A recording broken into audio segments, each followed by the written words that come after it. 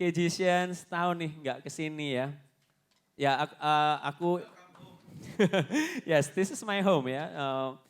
Coba saya ingin tahu siapa yang pertama kali hadir di tempat ini. Pertama kali banget.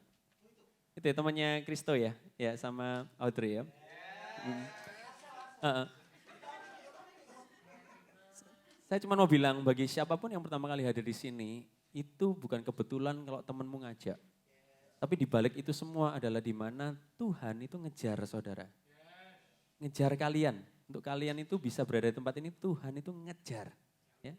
Kasih setianya, kasihnya dia itu ngejar sampai kalian berada di sini. So, be prepare hari ini.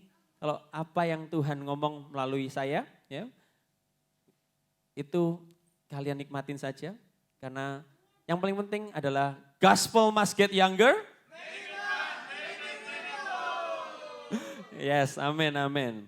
Oke, Kejisians, udah lama lo gak ngomong Kejisians. Biasanya Royals sekarang ya. Dan saya harus kasih komplimen dulu dong untuk Koko Hizkia. Karena sudah setahun saya tinggal, tapi janggutnya sudah gak ada, masih tetap bersih ya. Dan saya lihat ini berkembang sekali ya. Gini, saya mau ngasih kekuatan dulu sama kalian semua ya. Kejisian sekarang ini berapa jumlahnya kadang-kadang? 40, 50, 40? 40 ya. Rock International Ministry di tahun 80-an itu berawal dari 3 orang saja. Tahun 80-an ya, ini 2024, berarti berapa puluh tahun itu. 3 orang saja. Pak Arifin, Bu Vivi, saya belum lahir kan, sama oma saya. Tapi kalau hari ini sampai 450 cabang dan salah satunya adalah kalian di tempat ini dan kalian sudah mulai dengan 40 orang. Masa depan kita ini cerah. Masa depan kita ini cerah, ya. Kenapa? Karena kalian ini gini. Justru di tempat yang ini jangan sampai salah, Saudara. Kita tuh cenderung mencari sensasi, keramaian demi keramaian. Padahal Tuhan itu sangat bekerja dari angka yang cuma 12 murid. Dan kalau di sini 40, more than enough. Dan nanti Koko akan, enak ya ngomong Koko aja ya. Terus di atas gitu gak bisa ngomong Koko. Karena udah sepantaran semua, gak bisa ngomong Koko. Dan kita 3 bulan ini kan ngomong tentang crossin. Betul ya? Crossin itu apa? Menyeberang. Gini, fokus saja di journey kalian, ya, nggak usah lihat kanan kiri, tapi fokus saja di tempat ini untuk kita bisa nyebrangkan orang yang nggak percaya menuju ke percaya. Itu satu. Ada journey berikutnya. Dari yang percaya jadi murid. Ya, karena aku percaya bahwa orang-orang baru Kristen, yang baru pengikut Tuhan, itu belum tentu murid. Ya. Tapi kalau mau jadi murid, itu journey kita perlu crossingkan. Ya. Jadi ada crossing pertama, yaitu non-believer menjadi believer, dan believer jadi disciples. Ya. Dari disciples, ada lagi saudara lu, Kejisians, ya, yaitu leaders. Dan saya mau bilang, leaders itu enggak banyak. Dan kalau tempat ini 40 orang, saya percaya kalau kalian merespon ini dengan benar, ikut home pastor kalian. Dan dulu home pastor kalian pun belum leaders. Tapi sampai hari ini dia jadi leaders. Itu ada journey-nya. Jadi ikutin cerita Tuhan melalui KJC Surabaya. Ya. Gospel must get younger. Tepuk tangan dulu untuk Tuhan kita dong, Lamon. Oke. Nah ini apa? Kita kan bicara tentang influence ya. Kingdom influence tahun ini ya. 1 tahun ini ngomong influence. Tahu nggak kata-kata influence itu ada yang asik tuh. Influence. Kalau flu ya, David flu nggak ini nih? Pakai masker nih. Ya. Percaya nggak percaya? Percayalah. Kalau kita kumpul orang flu sehari saja, asal imun kita kuat, ya. Tapi kumpul sehari nih sama orang flu, besok flu juga. Itu loh. Influence itu pengaruh, kasih pengaruh. Koko boleh cerita ya, zaman-zaman SD. Zaman-zaman SD Koko yang waktu segini kecilnya. Ya. Waktu dulu, saya ini mengucap syukur ya, dikasih mama papa yang membandani rumah. Membandani rumah itu maksudnya membuat rumah itu nyaman untuk didatangi teman-teman saya. Saya enggak pernah dilarang untuk dolan keluar, enggak. Tapi mama papa saya itu malah ngasih rumah ini dinyamanin supaya teman-temannya itu datang. Teman-teman saya yang tak undang gitu. Sesekali saya minta, misalnya bilang, ayo kita main di luar aja. Kalau SD kan enggak ada gadget ya kan. Zaman-zaman itu enggak ada gadget. Jadi kita dolan itu aktivitas mainnya, aktivitas. Tahu enggak aktivitasnya apa? Rumah itu sampai dibuatin ring basket. Terus di taman ya, di taman yang indah itu dibuatin istilahnya ada gawang futsal. Ya. Terus, aduh ini nggak tahu, kalian tahu nggak permainan ini? Dulu itu kami kalau main itu namanya boy-boyan. Jangan buat saya menjelaskan apa itu boy-boyan. Rasanya perlu ya. Nah, boy-boyan itu brutal sekali zaman tahun 90-an itu. Iya, kenapa? Karena di kelas itu kita kumpulin kertas-kertas, dikumpulin sampai benar-benar jadi satu bola, terus ditali sama karet, ya. Terus ada yang pakai plak ban, ya. Dan itu ditimpukan ke yang main pokoknya. Dan itu enggak ada aturannya, pokoknya ada bola, ada kepuasan kalau kamu bisa nimpuk gitu. Ya. Ya itu memang kasihnya tahun 80-an tuh kayak gitu. Tahun 90-an tuh kayak gitu. Dan dulu ingat ya zaman Nintendo, zaman Sega. Wah. Ya, Super Nintendo. Nah, itu istilahnya gini, dibelikan supaya teman-teman itu datang. Saya tuh juga nanya waktu itu, agak besaran dikit. Mah, Pah, kenapa kok rumah ini kamu buat indah untuk teman-temanku padahal ya kalian tahu lah ya kalau di dalam rumah kalau kita nge-shoot bola dan bola itu enggak masuk mantulnya ke jendela, ke lampu dan itu pecah semua. Tapi mereka itu benar-benar enggak apa-apa. Tahu enggak kenapa? Satu, dia cuma ngomong gini, saya cuma ingin tahu teman-teman yang dimana kamu bergaul itu kayak apa. Karena di situ memberikan pengaruh bagaimana kamu jadinya. So kalau kalian ada di tempat ini adalah influence yang baik. Ya, ini tempat orang benar, tempat orang dikuduskan. Ya. Gak ada yang sempurna aku tahu, tapi disempurnakan terus. Dan yang penting kita tahu kepala kita itu siapa, yaitu Tuhan Yesus Kristus. Yang dimana kita akan disempurnakan semakin seperti dia. Tepuk tangan dulu dong ya Jason untuk Tuhan kita, come on. Nah, terus ada ini nih, ada dulu kami juga ada guyonan pastors ya, yang dimana gini, kita kan identitas kita apa? Garam dunia. Ingat, kita tuh garam bukan gula. Kalau garam itu memberikan rasa, mencegah pembusukan. Wah. Kalau gula itu sumber segala sakit penyakit. Ya. Nah, diabetes ya itu betul. Diabetes, jantung, apa sekali itu gara-gara gula semua. Dulu saya pernah mendengar guyonan pastor di mana gini. Garam dunia itu ojo kumpul sama garam dunia. Ini pada ngerti nggak bahasa magic kita Jawa-Jawaan ini ya? Ojo kumpul sama garam dunia. Kenapa? Garam tambah garam kadarnya tinggi, ya. darah tinggi, kudu ngamuk-ngamukan. Saya percaya nggak ada ngamuk-ngamukan di tempat ini. Ada Don? Ada ya. Itu garam ketemu garam ya. Ngamuk-ngamukan. Ya. Nah, tapi saya temukan satu fakta yang menarik. Di mana garam ketemu garam, itu kan jadi gudang garam. Ya. Ya, kan jadi gudang garam. Nah, tapi gudang garam yang ini itu memproduksi sebuah produk yang nilainya mahal, terkenal, dan bahkan luar biasa. Tahu apa itu? Karena saya dari background peternak babi, ya, saya bukan ngajarin semua untuk jualan babi, tapi mari kita saksikan yang ini. Ini namanya Iberico Ham. Ya. Ini bukan seminar babi dan peternakan, tapi percayalah ada hubungannya ya. Iberico Ham ini dimakan mentah. Yes. Kita pernah tahu ya kalau babi harus mateng. Ya. Babi harus mateng, nggak bisa. Kalau beef bisa setengah mateng ya. Ayam pun ya kadang-kadang nggak enak tapi harus mateng juga ya. Ini babi tapi mentah saudara. Dan prosesnya cuman satu, nggak dimasak, yaitu dikuring. Kuring itu apa? Digarami.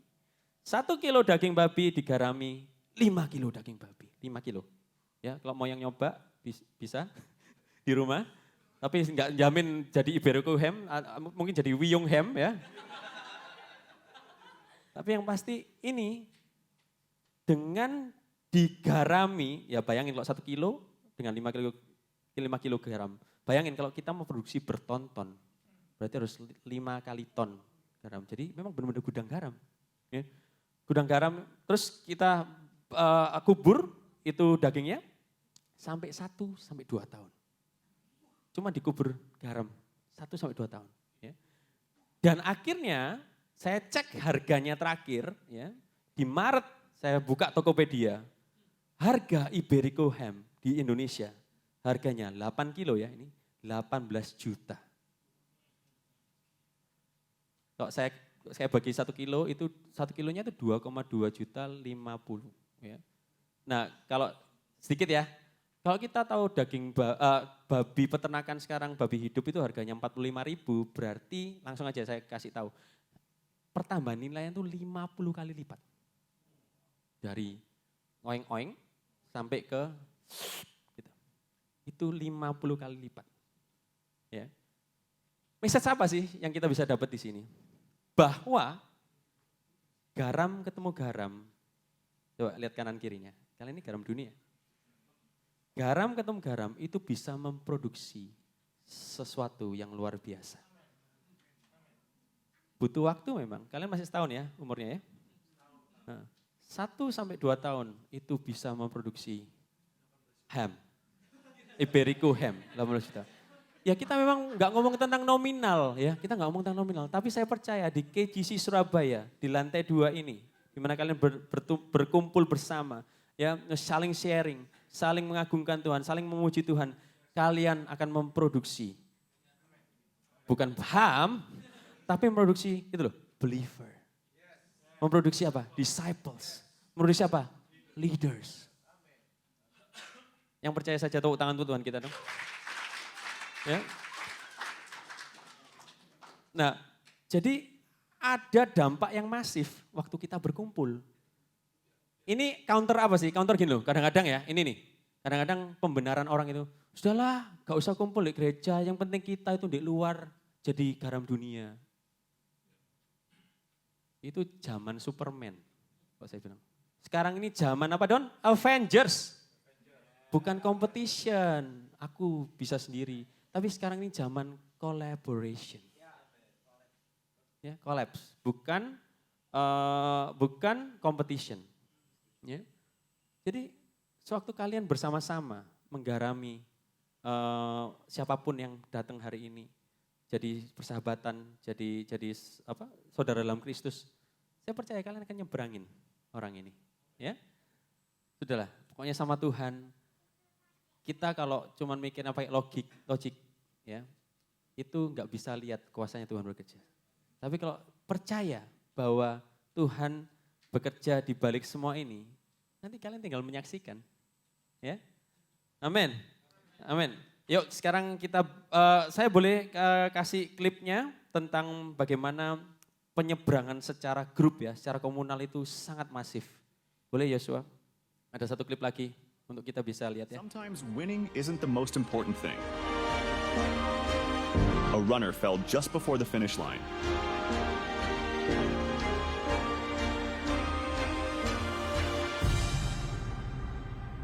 But her rival knew how important it was for her to finish the race.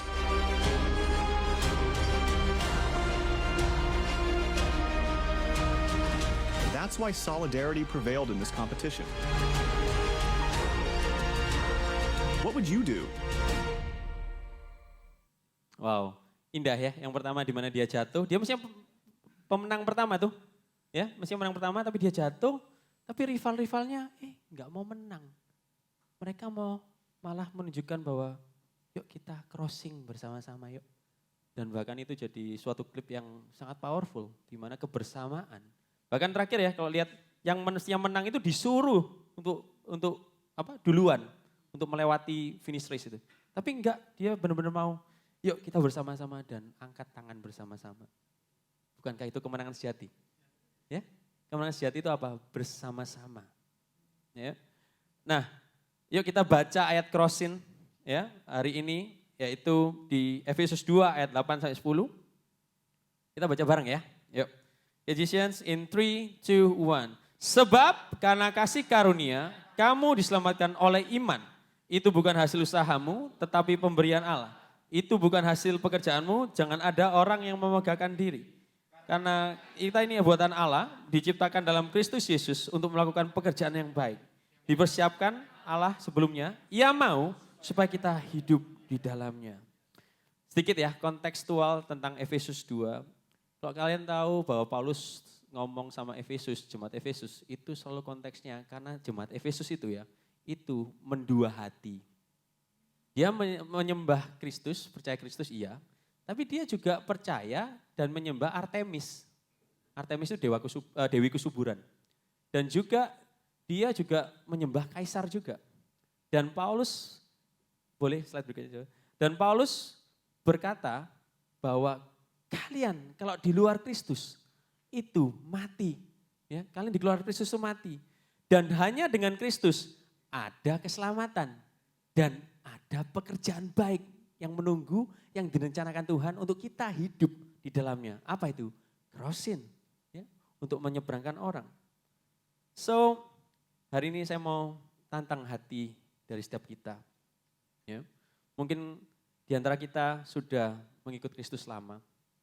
Dan mungkin urusan tentang pekerjaan baik, tentang crossin, kalian mungkin sudah hafal. Sudah istilahnya, ya ini memang disuruh ke Hiskia, memang kita ada misi untuk menyeberangkan orang. Ya. Tapi yang saya mau tanya, di dalam hati kalian, ya, bagaimana pekerjaan baik yang Tuhan sudah rencanakan ini, itu bukan lagi cuman keharusan di pikiran, tapi menjadi kesukaan hati.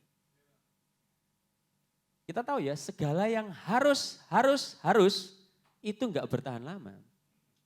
Kalau sudah namanya tanggung jawab, ada beban, ya bentar saja. Terus tapi kadang-kadang kalau ada kesempatan untuk escape dari tanggung jawab itu, capek apa segala. Makanya ada namanya pelayanan itu burn out. Kenapa kita bisa burn out? Karena mungkin itu masih cuma sampai di keharusan pikiran. Kita harus. Nah kalau sudah ngomong keharusan pikiran itu agamawi banget.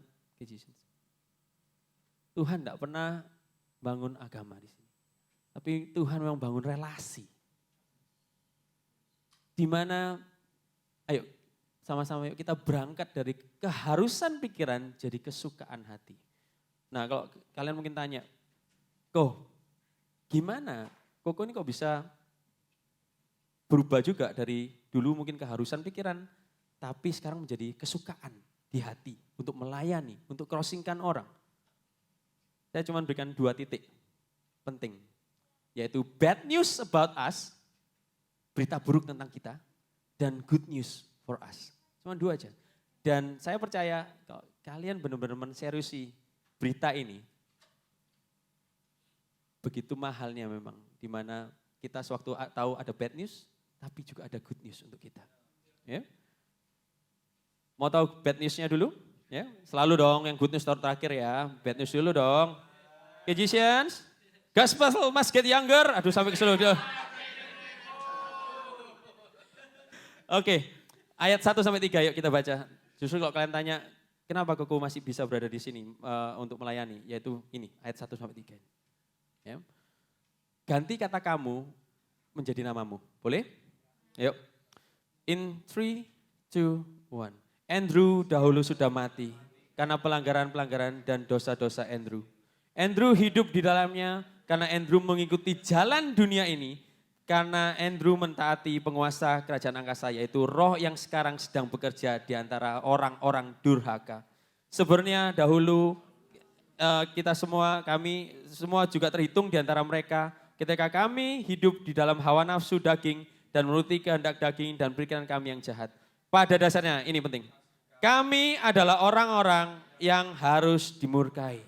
Coba seperti mereka yang lain. Sedikit pengajaran. Kabar buruk ini bukan untuk Kejisen saja. Tapi seluruh umat manusia. Umat manusia. Mau tingkatannya tinggi presiden, direktur, CEO, mereka. Itu di tahap ini juga, bad news untuk mereka juga. Ya.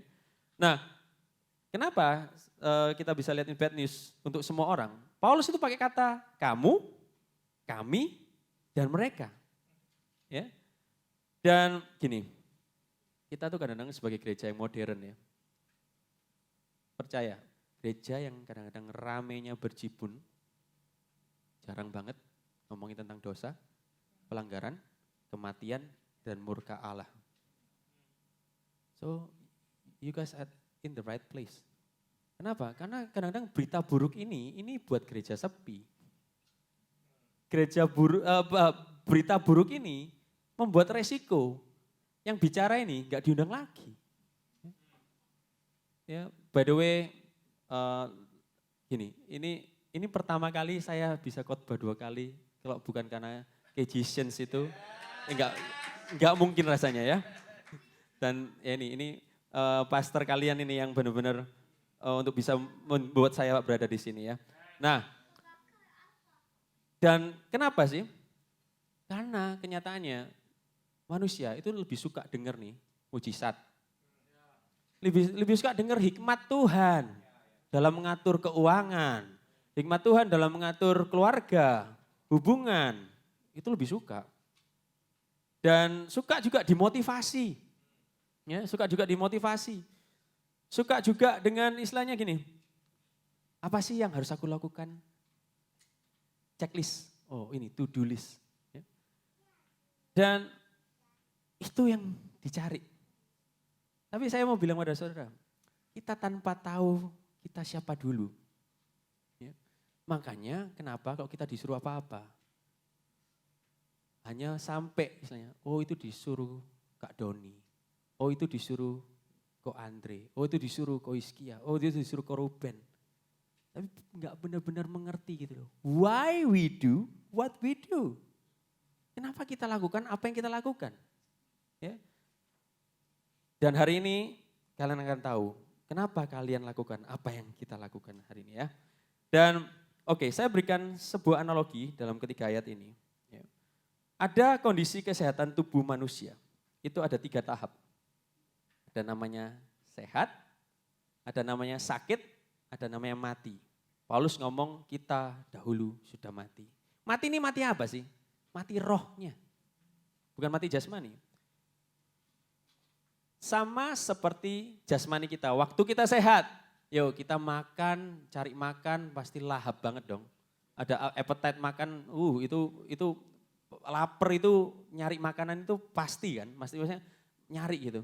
Terus kita juga sangat mau bekerja, giat, berinteraksi dengan orang, ya, bertemu dengan orang. Itu kalau sehat pasti mau.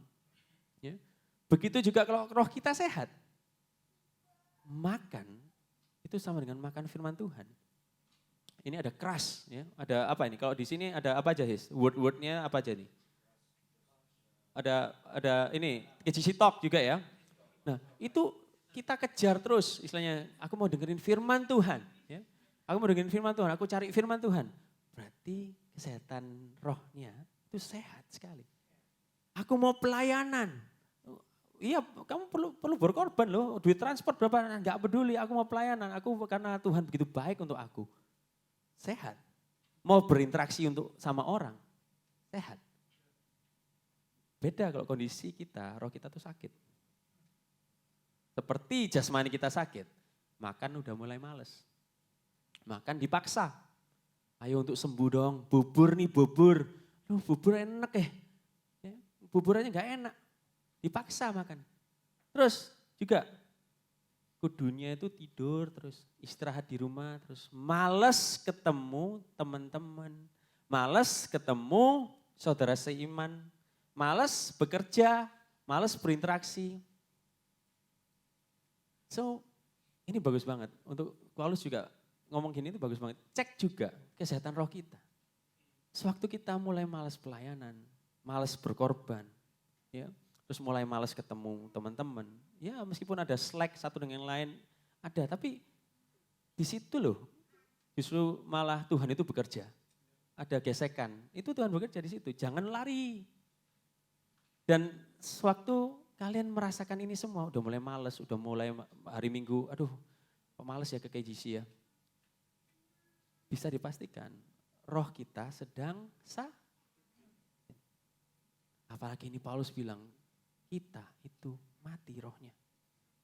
Rohnya mati. Mati itu apa? Mati itu enggak berespon sama sekali. Enggak bisa lihat keindahan salib Kristus. Enggak bisa dengar-dengaran Roh Kudus ngomong apa. Enggak bisa lihat keindahan Allah, keindahan komunitas kerajaannya yang dibangun di sini. Enggak bisa lihat itu. Mati, ya, enggak respon sama sekali. Kita percaya Kristus, iya. Tapi keadaan roh kita itu bisa loh, sakit bahkan mati. Makanya kenapa kalau di sini ada Ko Andre, Ko Ruben, Ko Iskia dan Kak Doni ini, ya, Ko Doni, itu sesekali mereka menanyakan keberadaan kalian. Menanyakan di mana? Di mana kok kemarin minggu kemarin nggak ada? Kalian mungkin kayak sebel gitu. It's my life, come on lah. Kenapa ditanyain terus? Itu semestinya sudah diagnosis. Kalau misalnya kadang-kadang mereka menanyakan, itu mereka tuh peduli memang sama kalian semua. Dan mereka sayang sama kalian semua. Ya. Gini, aku mau kasih kekuatan dulu sama ini ya, para home pastor ini yang mungkin memang agak susah menangani domba-dombanya ya. Enggak ya, enggak susah. Home pastor, kalian melakukan ini itu nomor satu bukan untuk mereka kok. Kalian melakukan ini karena kalian taat pada panggilannya Tuhan. Jadi gini, jadi sewaktu mereka menolak, ya, nggak usah baper, Tahu kenapa? Yesus saja ditolak sebangsa, ya toh. Jadi maksudnya gini, waktu kita menjalankan panggilan kita dengan menanyakan telepon, kadang-kadang mungkin ya, aduh orang ini tak telepon nggak ya? Berapa kali tak telepon kok aku di reject terus. Nanti dikira selalu nawarin MLM apa segala. Padahal aku nawarin Kristus loh. Nawarin jalan kebenaran dan hidup. So, pertama, leaders, pastors, jangan jemu-jemu ya. Untuk lakukan ini. Bukan untuk mereka, nomor satu. Yang kedua, iya untuk mereka. Tapi nomor satu, karena untuk Tuhan, itu panggilan kalian. Terus untuk para domba-domba di sini. Domba-dombi, ya. Tiba-tiba, ini kan sudah tak tinggal setahun ya. Kalian ini memang kayak biji sesawi ya.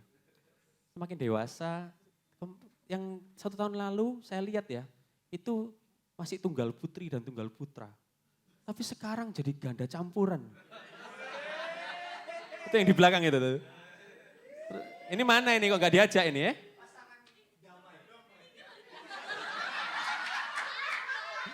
Gak diajak ini. Itu juga tuh, Seva Vira itu ya. Dulu 1.0 mereka masih tunggal putra dan tunggal putri. Ikut nomor kejuaraannya di situ tuh. Tapi sekarang jadi ganda campuran ya. Ya. Itu Vena juga itu Vena. Ya. Welcome ya. Halo, welcome. Andrew juga. Oke, we got the same name. Waduh. Kualitas nama Andrew tuh.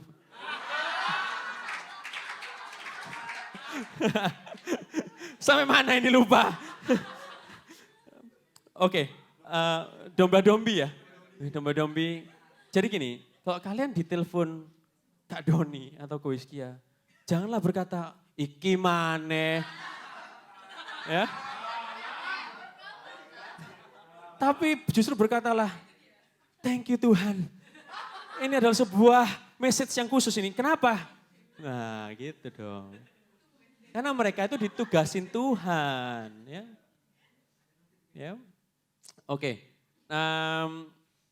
Tapi gini, kesehatan roh kita itu ada dipengaruhi. Ada 3 faktor. Kenapa saya mau buka ini supaya kalian tahu. Pertempuran kita itu sama 3 ini. Berikutnya Joshua. Ada 3 faktor. Yaitu yang pertama adalah di sekitar kita. Faktor di sekitar kita. Apa itu? The world. Ya, the world itu dunia. Kita memang berada di dunia, tapi kita bukan berasal dari dunia. Tapi kita tiba-tiba suka the world, not the word. suka the trend, but not the truth. Ya. Terus yang kedua, itu devil. Kadang-kadang kalau ngomong ini tuh, wah kok Andrew kok mistik banget sih. Kita nih di zaman modern kok, maksudnya enggak ada tah devil. Kalau kalian percaya Tuhan, ya, Tuhan bekerja, Roh Kudus bekerja, devil juga bekerja. Devil juga bekerja. Devil itu simple saudara. Dia akan bohongin saudara supaya kalian itu durhaka. Simple, kerjanya itu cuma simple. Supaya gini loh, enggak percaya atas apa yang difirmankan Tuhan. Ya. Enggak percaya bahwa komunitas ini untuk jagain kalian. Enggak percaya. Ya. Dianggap 40 orang, aduh enak di gereja yang lain lah. Rame banget, aku bisa ngumpet. Ngumpet di belakang, enggak kenal satu dengan yang lain. Justru Tuhan mau kita berelasi satu dengan lain ya. Terus yang ketiga, the flesh. Ya, the flesh itu kedagingan dan pikiran jahat. The world itu faktor di sekitar kita yang mempengaruhi kita. Devil itu di luar kita. Flesh itu di dalam kita. Terus ada yang mau nanya, lah kok kalau daging, maksudnya gini, kita kan ya memang perlu makan, perlu tidur, sama memang ada gairah seksual. Ini ngomong daging ya. Terus gimana itu? Yes, memang Tuhan menciptakan itu.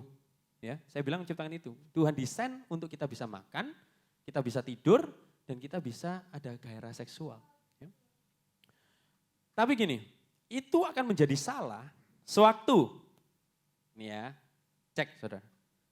Sewaktu kita kalau terhadap makanan, itu rakusnya minta ampun. Ya. Seakan-akan gini, ini ya cek aja. Kita tuh bisa bete, bisa marah kalau kita lapar. Loh, mulai tole-tolean. Itu mulai, berarti apa? Raja perut ini lebih tinggi dibanding raja yang bertata seharusnya. Ya. Mulai bete kalau lapar, tiba-tiba disemprot aja. Tiba-tiba kok lapar itu sudah kayak, maksudnya cowoknya atau ceweknya pokoknya kudu marah, kudu bete. Ditanyain, mau makan di mana? Ya kamu yang harus tahu pokoknya aku mau makan di mana. Ya kan susah gitu. Ya kan? Nah, terus yang kedua, tentang tidur. Ini mumpung di ya masih muda semua. 6 jam itu untuk orang dewasa produktif. Ya. Ini seminar kedokteran sedikit ya. 8 jam itu untuk anak-anak. Di atas itu kalian muales.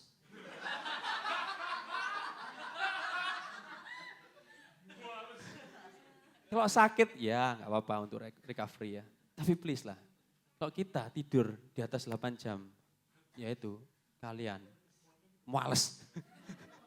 Ya, jangan apa ya, jangan merangkul kemalasan. Karena Tuhan mau kita itu produktif, oke? Terus yang ketiga, ini paling seru ini mungkin. Tentang seks, ya. Yang jadi salah itu nafsu terhadap seks.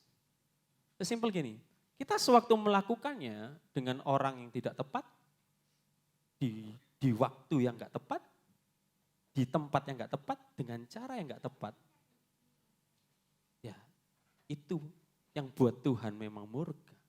Itu yang dimana memang nafsu itu menguasai kita. Ya. Ini yang akan sebagai faktor berpengaruh terhadap kesehatan roh kita. Nah, tahu nggak bahwa segala sesuatu ini loh yang dimana tadi ayat 3 bilang bahwa pada dasarnya kami adalah orang-orang yang harus dimurkai. Sebelum kita ketemu Kristus, kita itu di city semua. Kita itu istilahnya suka terhadap hal-hal ini. Untuk itu, Allah itu murka, tapi saya mau bicara pada saudara semua ya. Kalau dengar tentang Allah murka, itu kan enggak enak ya sebenarnya. Tapi kalian tahu enggak sih kalau murkanya Tuhan itu berbeda dengan murkanya orang yang sentimen. Contoh ya, kasih contoh deh. Pokoknya Koko ini enggak suka sama Doni. Pokoknya enggak suka aja gitu. aku males sama dia, nggak mau deket-deket sama dia, sudah Don, pokoknya aku nggak suka sama kamu. Itu sentimen. Ya. Pokoknya istilahnya ada kebencian gitu. Itu marahnya itu sentimen. Marahnya Tuhan itu gini, saudara. Tuhan itu nggak marah terhadap manusia sebagai ciptaan yang mulia. Tuhan itu marah murka terhadap manusia yang mulia ini. Ada dosa di dalamnya, yang dimana dia dibutakan, hidup di dalamnya, yang menghancurkan dia terus menerus. Sampai sini aja, Tuhan baik atau jahat dengan murkanya? Tak kasih contoh lagi. Siapa yang suka ngikutin tentang tim sport? Ya, kayak, contoh basketball ya. Siapa yang di sini main basket sih? Main basket? David ya. Ya. Tim anggap aja Los Angeles Lakers ya, Lakers, wah, my favorite ya. Los Angeles Lakers di dalam final championship di halftime itu tertinggal 30 poin. 30 poin tertinggal. Coachnya masuk halftime break di locker room, dia marah-marah, dia gebrak-gebrak. Hei, kalian gak bermain seperti standar kalian biasanya. Bangun kalian. Misalnya nih, Don ini sebagai LeBron James-nya ya. Nah, coachnya itu ya, coachnya sampai gini. Bangun, bangun kamu. Wake up. Aku melihat kalian itu di latihan jauh berbeda. Ini marah-marah nih, jauh berbeda daripada sekarang. Bahkan mereka, kalian main kayak sampah. Gitu. Come on, bangun. Nah, tapi setelah halftime itu, akhirnya mereka tim ini memenangkan pertandingan. Murkanya Tuhan itu seperti ini. Meskipun ini gak sempurna ya. Murkanya Tuhan itu seperti ini. Maksudnya apa? Dia tuh menyadarkan, ingin menyadarkan kita. Bahwa kita ini dahulu itu jalan di dalam dosa dan pelanggaran kita. Dan kita suka di dalamnya. Wow. Tetapi ya, kalau ngomong-ngomong tentang murka Tuhan. Mau dengar good news-nya Tuhan? Lagi-lagi dong. Cuman di KJC yang bisa gini. Sekali lagi. Guys, tadi lo benar-benar waktu.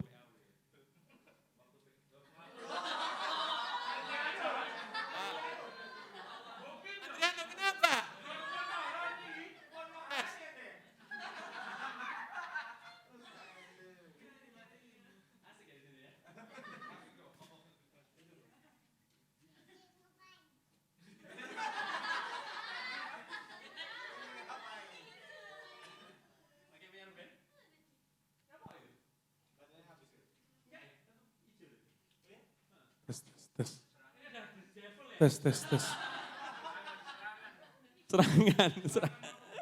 Serangan.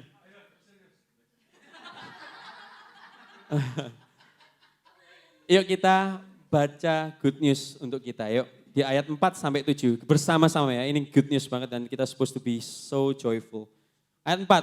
Tetapi Allah yang kaya dengan rahmat oleh karena kasih-Nya yang besar yang dilimpahkannya kepada kita telah menghidupkan kita bersama-sama dengan Kristus. Sekalipun kita telah mati oleh kesalahan-kesalahan kita, oleh kasih karunia, kamu? Amin. Dan di dalam Kristus Yesus ia telah membangkitkan kita juga dan memberikan tempat bersama-sama dengan Dia di sorga, melimpah-limpah sesuai dengan kebaikannya.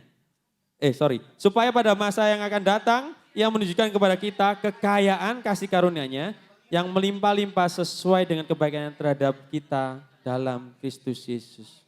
Semua berita baik untuk kita selalu diawali dengan tetapi Allah. But God. Kondisi terburukmu, taruh dalam hati. Mungkin kondisi ekonomimu lagi buruk. Kondisi keterikatanmu terhadap suatu dosa lagi buruk. Kondisi usahamu lagi buruk. Hubunganmu dengan pacarmu mungkin lagi buruk. Dengan suami, dengan istrimu. Ya. Hubunganmu dengan orang tuamu, hubunganmu dengan adik-adikmu, segala masalahmu ya, dengan mungkin pemimpinmu juga di pekerjaan atau di gereja, dengan teman sepelayanan. Sebutin semua kondisi buruknya. Tapi juga latihan ngomong, tetapi Allah. But God, ayo GGC bareng-bareng ya. Tetapi Allah, sekali lagi katakan. Tetapi Allah yang kaya dengan rahmat oleh karena kasihnya yang besar dilimpahkannya kepada kita. Jadi saudara, saya ingin kasih satu tip lagi terakhir. Boleh Joshua?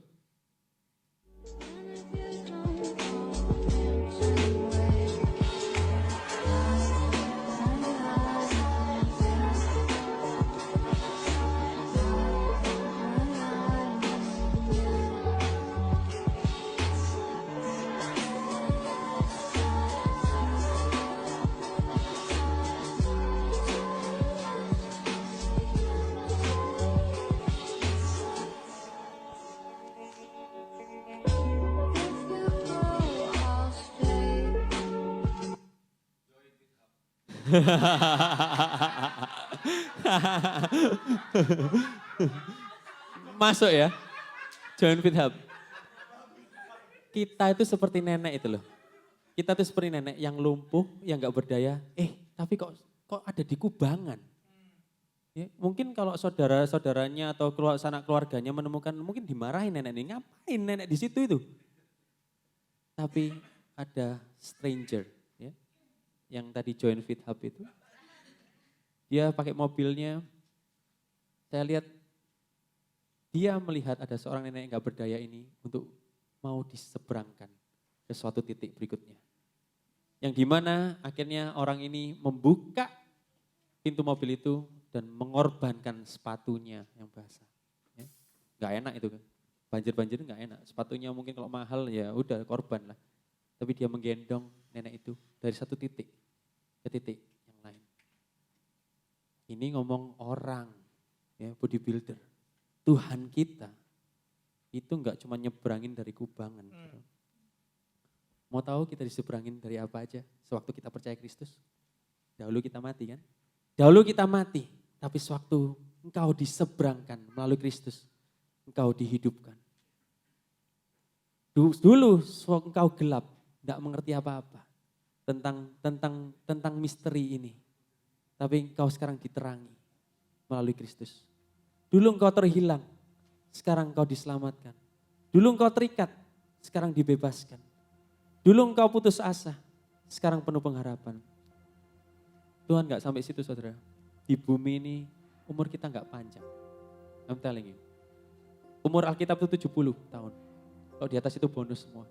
Ya. Umur kita gak panjang, tapi Tuhan mau kita gak merasakan neraka di bumi. Tapi bersama Kristus, kita merasakan surga di bumi. Datanglah kerajaanmu, jadilah kehendakmu.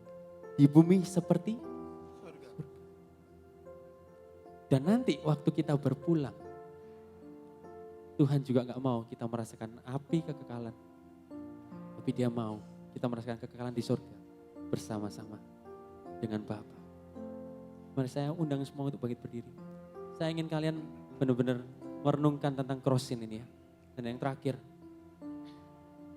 kalau mungkin ada yang bertanya, kenapa kata-kata crossin ini gak pakai G? Apakah grammarnya salah?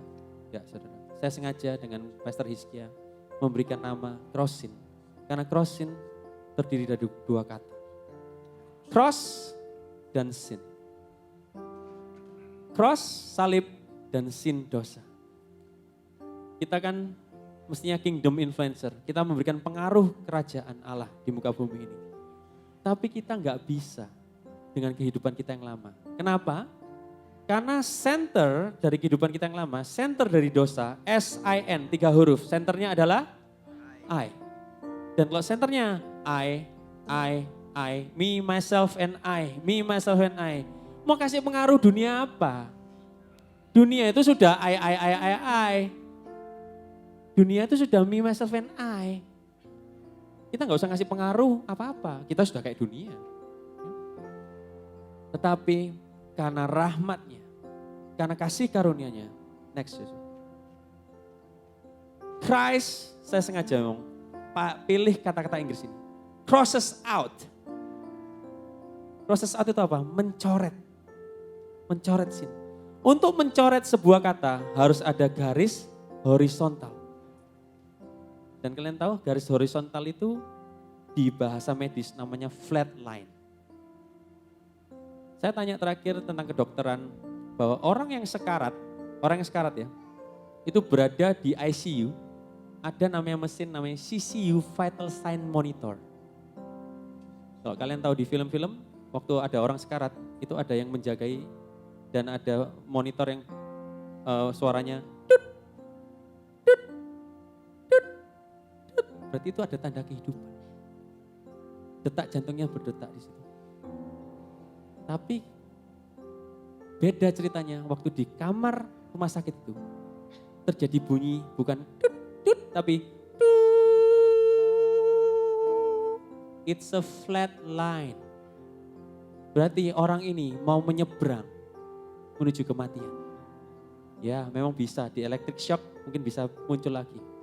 Tapi Kristus kita memberikan flat line ini belum. Memberikan flat line ini. Dia memberikan dirinya untuk jadi flat line. Dia bisa bangkit untuk nggak mau melakukan ini bisa, tapi dia mau rela jadi flat line. Itu berarti dia mau mati untuk kita. Dia mau mati untuk mencoret dosa kita. Sehingga, Yosua, tadi SIN yang dicoret bukan lagi I, tapi dengan coretan itu S dan N itu minggir. Dan di tengah-tengahnya bukan I lagi, tapi cross. Cross in our heart. Saya mau bicara pada saudara. Cross yang kita embrace itu enggak ada Kristusnya di dalam. Kalau ada Kristusnya itu berarti artifak-artifak kepercayaan lain. Saya mau bilang, cross yang kita embrace itu melihat bahwa cross itu kosong. Kenapa cross itu kosong? Karena dia bangkit. Karena dia bangkit. Dan kenapa cross itu kosong? Karena tempat itu semestinya kalian dan saya di situ. Dan sewaktu Kristus mencoret dengan flat line dan cross itu ada di dalam hati kita. God at the cross through Christ. Allah disalib melalui Kristus di dalam hati kita. Dan di sini kita bisa lihat bahwa the center itu bukan I lagi, tadi kan sini ya. Sekarang centernya adalah God at the cross through Christ. Dan dari 5 huruf ini, CROSS. Centernya adalah, and O stands for others. Others, others, others. Dan sewaktu kita memikirkan others more than I, di situ loh kita bisa jadi pengaruh untuk dunia. Karena itu apa yang Kristus kerjakan, bahwa kita jadi prioritasnya. Dia tidak memikirkan I-nya, dia memikirkan others, yaitu kita semua. The center of cross yaitu O, others. Maka itu juga kenapa Allah mau kita, kasihlah Tuhan Allahmu dengan segenap hatimu dan kasihlah sesamamu dengan segenap hatimu juga. Thank you Lord. Mari renungkan. Oh, thank you Lord. Thank you Lord. For the cross.